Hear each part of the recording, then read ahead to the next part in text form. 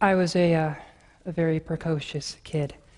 So one day I ended up looking up the word homosexual in the dictionary. Something along the lines of a romantic attraction between members of the same sex. And it slowly dawned on me that that's what I was. So given your prior testimony about homosexuals, how did you feel when you realized that you were gay?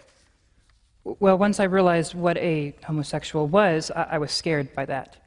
I realized that this was bad news for me, so I hid it as far away from everyone as I could. And around this time, did you talk to anyone about being gay? When I was in the 7th grade, I remember being taunted about being gay. I was called faggot, I was called a homo, a queer.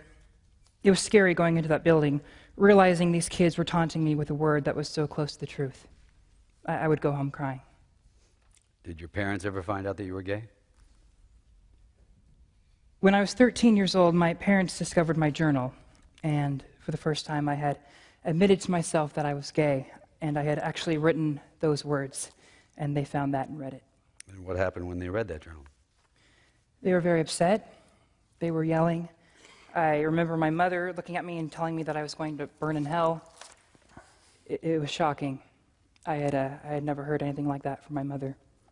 I mean, you don't get much worse than eternal damnation.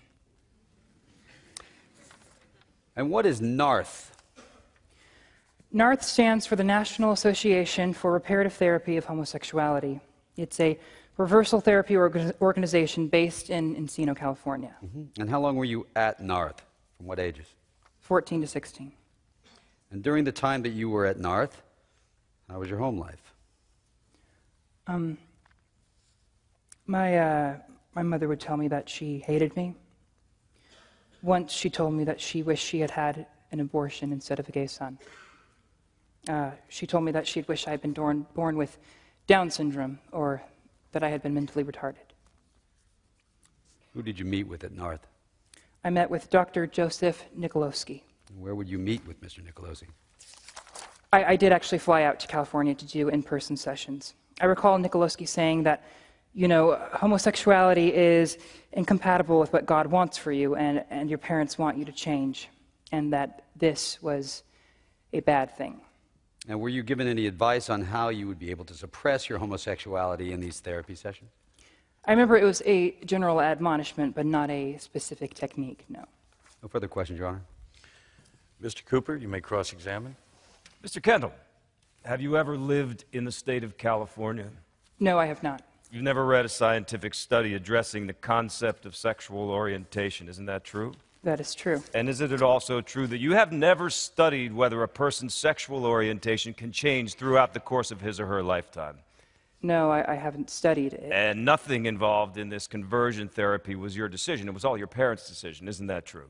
Yes. And at some point, you communicated to your parents your objections to the counseling treatment, but your parents compelled you to go against your will. That is correct. Your only goal for conversion therapy was to survive the experience. Isn't that true? Absolutely true. You didn't have the goal of changing your sexual orientation. I'm sorry, correction. You didn't have the goal of changing your sexual attraction. Is that correct? That's correct. Indeed, you admit that you did not truly want to reduce your sexual attraction to persons of the same sex. Isn't that true? That's correct. It's my experience that people don't want to go to programs like NARTH. Well, you acknowledged in your deposition, did you not, that some people report to have effective results with this conversion therapy. Isn't that true? Yes. I have no further questions, Your Honor. And was this therapy successful in that you were able to suppress your homosexuality? Nope, I was just as gay as when I started.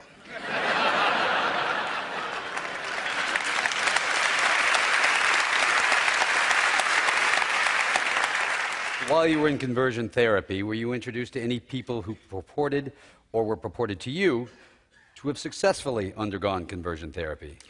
I remember during one of the group therapy sessions, Nicoloski trotted out his perfect patient, the guy who had been cured of his homosexuality, and his name was Kelly. And did meeting Kelly have any impact on your views of conversion therapy? I remember once when Nicoloski stepped out of the room, we were talking amongst ourselves, and Kelly told me that later that night he was going to a gay bar.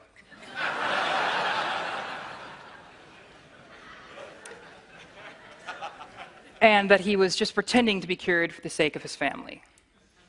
And why did you stop going to reversal therapy? During this whole thing, my life had kind of fallen apart. I didn't have the world that I grew up in. My faith, which was very important to me, my family, which was even more important to me. Everything had just kind of stopped, and I just couldn't take anymore. And I realized at one point that if I didn't stop going, I wasn't going to survive. What did you mean by that? I would have probably killed myself.